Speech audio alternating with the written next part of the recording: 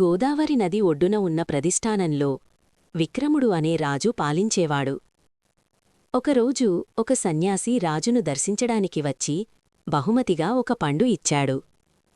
రాజు ఆ పండును తీసుకుని దగ్గరలో ఆడుకుంటున్న ఒక చిన్న కోతికి ఇచ్చాడు. ఆ కోతి పండును కొరికిన వెంటనే అందులోంచి ఒక విలువైన రత్నం బయటపడింది. ఇది చూసి రాజు చాలా ఆశ్చర్యపోయాడు. అతడు సన్యాసిని అడిగాడు, నన్ను చూసి నీవు ఏ రకమైన సహాయం ఆశిస్తున్నావు? అప్పుడు సన్యాసి ఇలా అన్నాడు, ఓ రాజా, నేను కొన్ని అద్భుత శక్తులను పొందాలని ప్రయత్నిస్తున్నాను. ఆ ప్రయత్నంలో విజయవంతం కావాలంటే ఒక మహాధైర్యవంతుడి సహాయం నాకు అవసరం. నీకన్నా ధైర్యవంతుడు మరెవ్వరూ నాకు కనిపించలేదు. అందుకే నీ సహాయం కావాలి. అప్పుడు రాజు మళ్ళీ అడిగాడు, నీవు కోరుకునే సహాయం ఏ విధమైనది? సన్యాసి సమాధానంగా, వచ్చే అమావాస్యకు ముందు రాత్రి నల్లని వస్త్రాలు ధరించి శ్మశానానికి రా. అప్పుడు నాకు కావలసిన సహాయమేమిటో నీకు తెలియజేస్తాను అన్నాడు. రాజు అంగీకరించి సన్యాసిని పంపించాడు. నిర్ణయించిన రాత్రి విక్రముడు పూర్తిగా నల్లని దుస్తులు ధరించి ఖడ్గం చేతబట్టి శ్మశానానికి వెళ్లాడు. అక్కడ మర్రి చెట్టు కింద సన్యాసి కూర్చుని ఉన్నాడు. సన్యాసి రాజుతో ఇలా అన్నాడు, ఒక చెట్టు కొమ్మకు ఒక మృతదేహం ఉరివేసి వేలాడుతూ ఉంటుంది. నీవు ఒక్క మాట కూడా మాట్లాడకుండా ఆ మృతదేహాన్ని ఇక్కడికి తీసుకురావాలి. విక్రముడు దక్షిణ దిశగా నడిచి వెళ్లి ఒక చెట్టుకు తాడుతో వేలాడుతున్న మృతదేహాన్ని చూశాడు. రాజు చెట్టెక్కి తాడును కోసి మృతదేహాన్ని కింద పడేశాడు. అకస్మాత్తుగా ఆ మృతదేహం గాయపడినట్లుగా ఏడవడం మొదలుపెట్టింది. రాజు ఆశ్చర్యపోయి కిందకు దిగాడు. ఆ దేహంలో ప్రాణముందేమో తెలుసుకోవడానికి తాకగానే అది గట్టిగా నవ్వడం మొదలుపెట్టింది. అప్పుడు రాజుకు అర్థమైంది, ఆ మృతదేహాన్ని బేతాళుడు ఆక్రమించి ఉన్నాడని. రాజు ఇలా అన్నాడు, నువ్వెందుకు నవ్వుతున్నావు? రా, వెళ్దాం. ఈ మాటలు చెప్పగానే ఆ మృతదేహం మళ్లీ చెట్టెక్కి మునుపటిలాగే కొమ్మకు వేలాడుతూ కనిపించింది.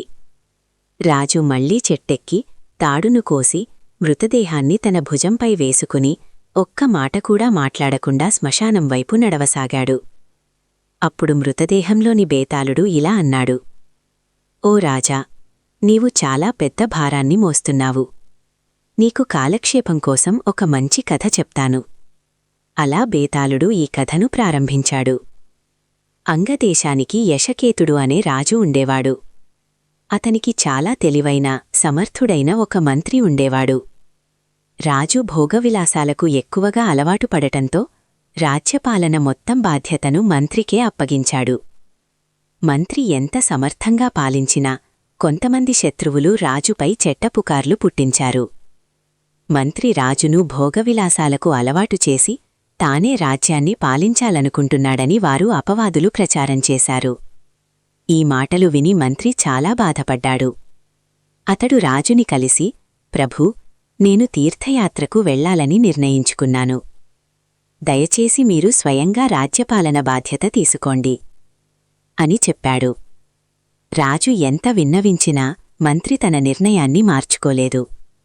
మంత్రి అనేక ప్రాంతాలు తిరుగుతూ ఒకరోజు సముద్రతీరానికి చేరాడు. అక్కడ బంగారు ద్వీపానికి వెళ్లే ఒక నౌకను చూశాడు. ఆ నౌక యజమానితో స్నేహం చేసి ప్రయాణికుడిగా ఎక్కాడు. పగలు రాత్రి తేడా లేకుండా అతడు ఒక అద్భుత దర్శనం కోసం ఎదురుచూస్తూ ఉండేవాడు. చివరకు ఒకరోజు సముద్రపు నీటిమీద ఒక చెట్టు కనిపించింది. ఆ చెట్టుపై అపూర్వ సౌందర్యం కలిగిన ఒక స్త్రీ వీణ వాయిస్తూ కనిపించింది. ఆ దృశ్యాన్ని చూసిన వెంటనే మంత్రి సముద్రంలోకి దూకాడు. సముద్ర అడుగున అతడు ఒక సంపూర్ణ నగరాన్ని చూసి ఆశ్చర్యపోయాడు. ఎంత వెతికినా ఒక్క మనిషి కూడా కనిపించలేదు.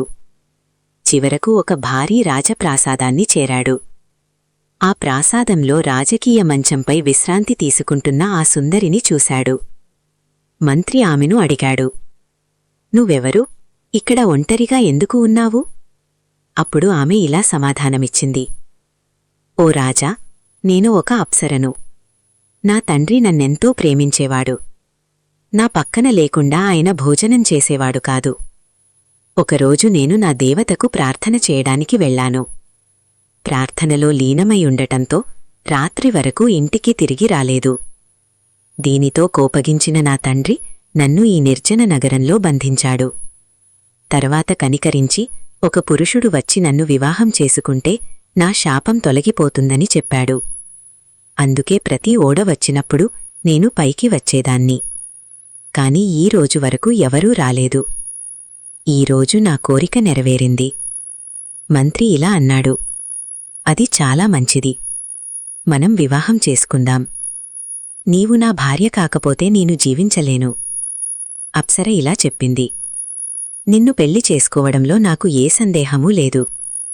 కాని పెళ్లైన ఒక వారం తర్వాత నా శాపం తొలగిపోతుంది. అప్పుడు నేను నా లోకానికి వెళ్ళిపోవాలి. మంత్రి అన్నాడు, నీవు ఒక్క క్షణం నా భార్యగా ఉన్నా నేను అదృష్టవంతుడినే. అతని ప్రేమకు ఆమె కదిలిపోయింది. తోటలో ఉన్న ఒక బావి దగ్గరకు తీసుకెళ్లి, ఈ వారం రోజులు ఈ బావిలోకి పొరపాటున కూడా దిగకూడదు. అలా చేస్తే నీవు వెంటనే భూమికి చేరిపోతావు. నేను ఇక్కడ ఒంటరిగా మిగిలిపోతాను అని చెప్పింది. ఆ వారం క్షణాల్లోనే గడిచిపోయింది. విడిపోయే సమయం వచ్చింది. అప్సర అతన్ని బావి దగ్గరకు తీసుకెళ్లి కన్నీళ్లుతో వీడుకోలు చెప్పింది. ఈ బావిలోకి దిగు. నీవు నీ లోకానికి వెళ్తావు. ఆ తర్వాత నేను నా తండ్రి దగ్గరకు వెళ్తాను అని చెప్పింది. అప్పుడు మంత్రి, మనమిలా ఎందుకు విడిపోవాలి? నా లోకానికి రా. కొంతకాలం అక్కడ ఉండి తర్వాత నీ తండ్రి దగ్గరకు వెళ్ళు అన్నాడు. అప్సర సమాధానంగా, ఓ రాజా, నేను భూమిని ఒక్కసారి తాకితే నా అమరత్వం పోతుంది. సాధారణ స్త్రీగా మారిపోతాను. మంత్రి ఆమెను చివరిసారి ఆలింగనం చేసుకుని ఆమెతో పాటు బావిలోకి దూకాడు. వెంటనే వారు భూమిపైకి వచ్చారు. అప్సర అమరత్వాన్ని కోల్పోయి సాధారణ స్త్రీగా మారింది. మంత్రి ఆమెను అంగదేశానికి తీసుకెళ్లి ఘనంగా వివాహం చేసుకున్నాడు. అదే రాత్రి అతని గుండె అకస్మాత్తుగా ఆగిపోయి అతడు మరణించాడు. ఈ కథ చెప్పిన తర్వాత బేతాళుడు విక్రముడిని ఇలా అడిగాడు, ఓ రాజా, ఆ మంత్రి ఎందుకు చనిపోయాడు? రాజు భోగవిలాసాల్లో మునిగిపోయి ఉండటమే కారణమా?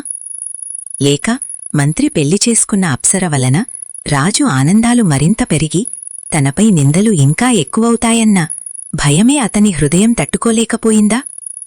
నీకు సమాధానం తెలిసి కూడా చెప్పకపోతే నీ తల 1000 ముక్కలవుతుంది. అప్పుడు విక్రముడు ఇలా సమాధానమిచ్చాడు, నీవు చెప్పిన 2 కారణాలు సరైనవి కావు. రాజు భోగవిలాసాల్లో మునిగినప్పుడే మంత్రి అపవాదులు, నిందలు భరించాల్సి వచ్చింది. ఇప్పుడు మంత్రి పెళ్లి చేసుకున్న అప్సర వలన రాజు ఆనందాలు ఇంకా పెరుగుతాయన్నా ప్రజలు మరిన్ని నిందలు మోపుతారన్న ఆలోచనే అతని గుండెను పగలగొట్టింది. అదే అతని మరణానికి అసలు కారణం. విక్రముడు మౌనం భంగం చేయటంతో బేతాళుడు మళ్లీ మృతదేహంతో చెట్టుపైకి వెళ్ళిపోయాడు. If you like story, like, share, subscribe. Moonlight Fairy Tales Studio Telugu.